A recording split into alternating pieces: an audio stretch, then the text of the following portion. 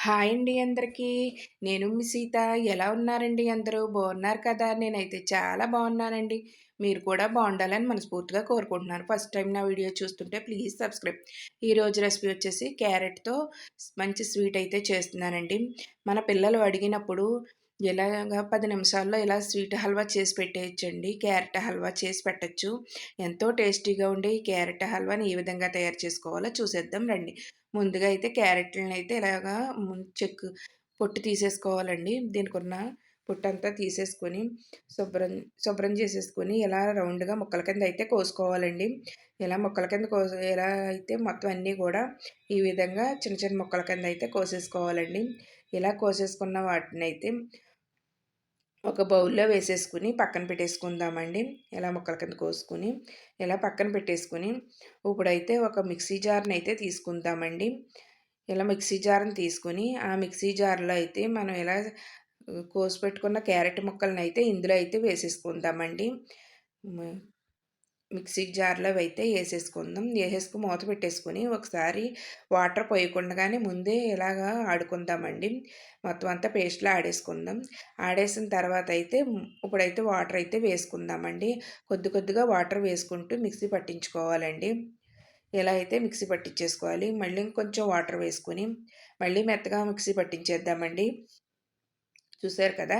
ఈ విధంగా అయితే మొత్తం మెత్తగా మిక్సీ అయితే పట్టించేసుకోవాలండి. ఇప్పుడైతే ఒక బౌల్ తీసుకొని, ఆ బౌల్లోకైతే ఒక స్ట్రైనర్ పెట్టుకోవాలండి. స్ట్రైనర్ పెట్టుకొని మొత్తం అంతా మనం మిక్సీ పట్టిన ఈ క్యారెట్‌దైతే వాటర్ అంతా వడకట్టేసుకోవాలండి. ఇలా వడకట్టేసుకోవాలి మొత్తం అంతా కూడా. మొత్తం ఏమీ పిప్పు గట్టా ఏమీ లేకుండా మొత్తం వాటర్ మాత్రమే మనం తీసుకోవాలండి.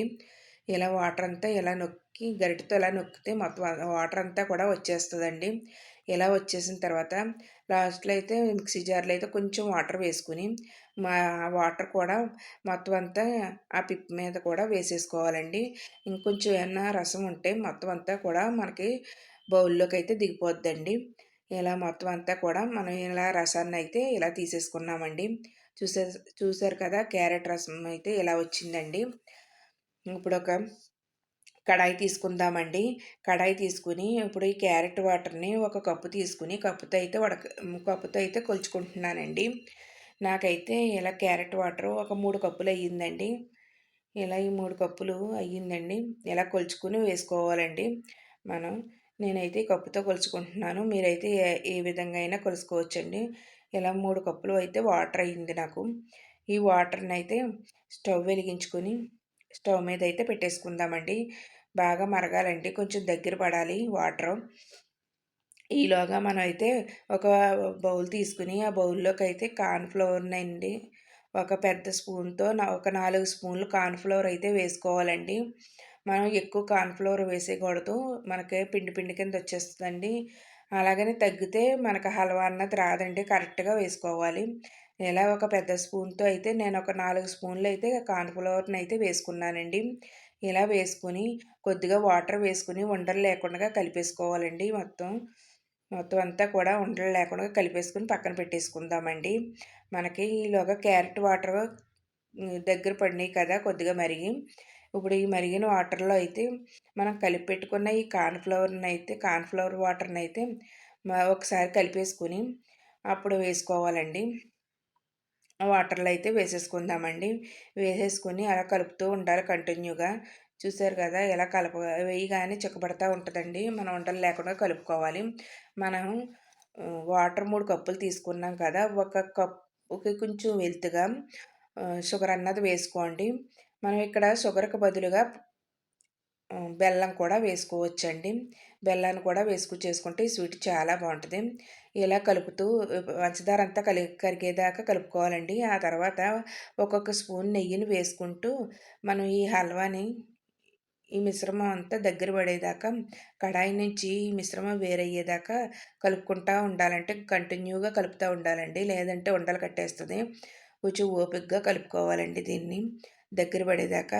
మనకి ప్యాన్ నుంచి మిశ్రమం అంతా సపరేట్ అవ్వాలండి. అప్పుడు తీసుకోవాలి. ఈలోగా ఒక బౌల్ తీసుకొని ఆ బౌల్‌కైతే కొద్దిగా నెయ్యిని వేసుకొని మొత్తం అంతా నెయ్యి రాసుకోవాలండి. మనం ఎందులో అన్నా వేసుకోవచ్చు. ప్లేటు, గిన్నె ఎందులో అన్నా వేసుకోవచ్చండి. నా దగ్గర ఈ కేక్ గిన్నె ఉంది. అందులో అయితే వేసుకుంటున్నానండి. ఇలా వేసేసుకొని ఒకసారి 4 వైపులా ఇలాగ టప్ చేసుకోవాలండి. ఇలా చేసిన తర్వాత మొత్తం అంతా ఇది చల్లారిపోవాలండి. ఇలా మొత్తం అంతా చల్లారిన తర్వాత అయితే ఇలా లూజ్ అవుతుందండి. చూసారు కదా! ఈ విధంగా లూజ్ అవుద్ది. ఇప్పుడైతే ఒక ప్లేట్ తీసుకొని ఆ ప్లేట్‌లోకైతే ఈ గిన్నెనైతే బోర్లించేసుకుందామండి. ఈ విధంగా బోర్లించేసుకుందాం. ఇలా బోర్లించేసుకొని పైన ఒకసారి ఎలాగంటే మొత్తం అంతా ఇలా లూజ్ అయ్యి మొత్తం అంతా ప్లేట్‌లో పడద్దండి. చూసారు కదా! ఈ విధంగా అయితే రెడీ అయిందండి. ఇప్పుడు చాక్కయితే కొద్దిగా నెయ్యిని రాసుకొని ఎలా అయితే మనకు నచ్చిన షేప్‌లో అయితే కట్ చేసుకోవచ్చండి. మనకి ఏ విధంగా కావాలో ఆ విధంగా కట్ చేసుకోవచ్చండి. ఈ ఇది ఈ హల్వానైతేని నేనైతే ఇలాగైతే కట్ చేశానండి. మన పిల్లలు స్వీట్ అడిగినప్పుడు ఇలా చేసి పెట్టండి. చేసి పెడితే చాలా ఇష్టంగా తింటారు. మనం పంచదారకు బదులుగా బెల్లాన్ని కూడా వేసుకోవచ్చండి. ఎంతో టేస్టీగా ఉంటదండి. ఈ హల్వా అన్నది చూసారు కదా! ఎంతో మెత్తగా, ఎంతో స్మూత్‌గా ఉంది కదండీ! చిన్న పిల్లల నుంచి పెద్దవాళ్ళ దాకా ఎంతో ఇష్టంగా తింటారండి. అంత బాగుంటుంది. నోట్లో వేసుకుంటే ఇట్టే జారిపోతుందండి. అంత బాగుంటుందండి. నా వీడియో నచ్చితే మీ ఫ్రెండ్స్‌కి, రిలేటివ్స్‌కి షేర్ చేయండి. వీడియో చూసి లైక్ చేయండి. ఈ రెసిపీని ట్రై చేసి నాకు కామెంట్‌లో చెప్పండి. మీకైతే ఏ విధంగా వచ్చిందో నాకైతే కామెంట్‌లో చెప్పండి. ఎన్ సూపర్‌గా ఉందండి స్వీట్. బాయ్ అండి. నెక్స్ట్ వీడియోలో కలుసుకుందాం.